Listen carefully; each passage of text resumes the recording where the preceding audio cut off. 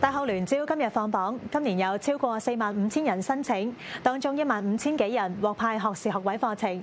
24名狀元半數入讀中大醫科，其餘12名狀元就入讀港大醫科等學系。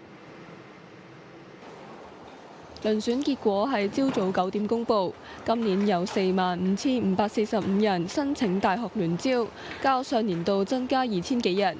當中15619人，即係約4%嘅考生獲派學士學位課程，較舊年下跌約2.2%。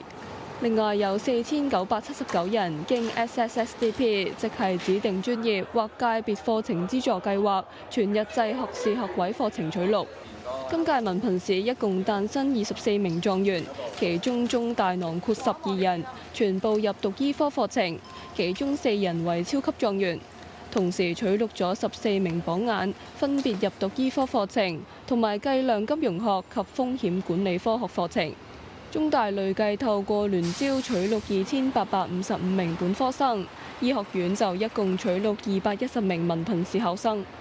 港大就取錄剩低嘅12名狀元，當中9個人入讀港大醫學院，剩低嘅3個人修讀政治學與法學同埋工商管理。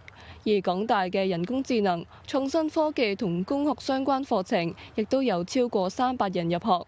港大話今年文憑試成績排名頭1%嘅頂尖學生入面，超過一半係選擇港大。另外，科大經聯招取錄1283人，收生成績最高嘅包括量化金融學、國際科研同環球商業管理等。理大、城大、浸大同交大就分別取錄咗約1650名、1600名、970名同770名考生。